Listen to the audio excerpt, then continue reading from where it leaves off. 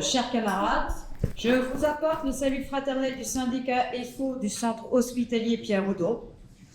Après plusieurs semaines de discussions houleuses à l'Assemblée nationale, le texte fixant les budgets 2026 de l'État de la Sécurité sociale a finalement été transmis au Sénat sans avoir été voté par les députés. Une première qui ne laisse rien présager de bon. Si ce budget nous a imposé via le 49.3, il y aura des répercussions catastrophiques pour les services publics, les personnels qui y travaillent et les citoyens usagers. Car l'hôpital public traverse une période d'une intensité inédite. Ce que nous vivons n'est pas une succession d'événements isolés.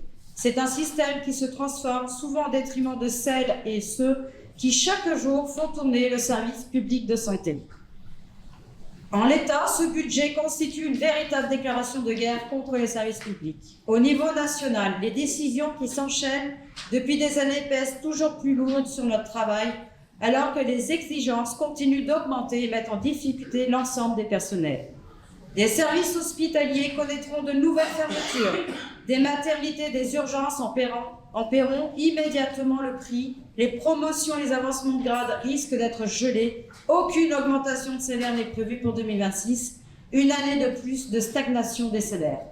La forte hausse annuelle de 6% entre 2019 et 2023 d'arrêt de travail donne prétexte au projet de loi qui cherche à réduire à 15 jours maximum un arrêt prescrit dans un cabinet médical en ville, puis de limiter son renouvellement par tranche de 2 mois maximum. En revanche, aucun plan n'est prévu sur l'amélioration des conditions de travail, la pénibilité des métiers ou même le temps de travail, encore moins de mesures coercitives à l'encontre des employeurs. Aucun argument gouvernemental ne met en lien la dégradation des conditions de travail et l'augmentation du nombre d'arrêts maladie. Ces projets renforcent encore la pression sur nos équipes déjà sous tension. Quant à la réforme des retraites, maintenue malgré les alertes, elle allonge des carrières déjà marquées par la pénibilité, les horaires décalés et la charge émotionnelle du soin. Une fois de plus, les agents publics sont stigmatisés et présentés comme un coût exorbitant pour l'État.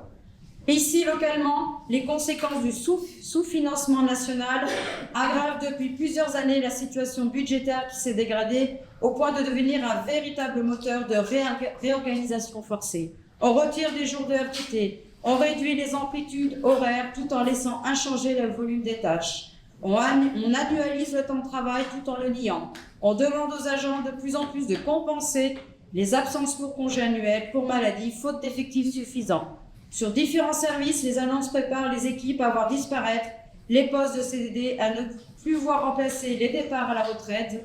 C'est toute l'organisation qui vacille, avec un chantage à l'effort à partager pour sauver l'hôpital. Pour sauver son emploi, la direction demande aux agents de faire plus en étant moins payés. Le résultat, nous le connaissons mieux que personne. Une santé physique et mentale mise à mal, un équilibre de vie toujours plus difficile à atteindre, une fatigue qui s'installe et qui finit par devenir structurelle. Les tensions montent dans les équipes, la qualité du travail est mise en péril, et pourtant, malgré tout, les professionnels continuent à assurer leur mission. Un domaine très impacté est celui de la santé mentale, malgré les annonces de grandes causes nationales. Ce que nous constatons sur le terrain, c'est une perte progressive de l'activité publique vers le secteur privé. La pédopsychiatrie du Nord-Isère en est un exemple criant. Un domaine où les besoins augmentent, mais où les tutelles se désengagent, alors même que les jeunes en difficulté ont plus que jamais besoin d'un service public solide et accessible.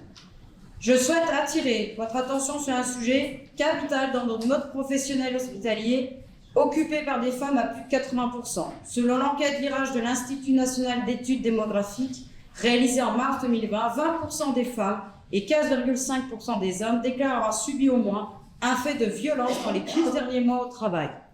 Les femmes déclarent le double de violences sexuelles au travail qui concerne 4% d'entre elles contre 2% des hommes, mais également plus de violences physiques.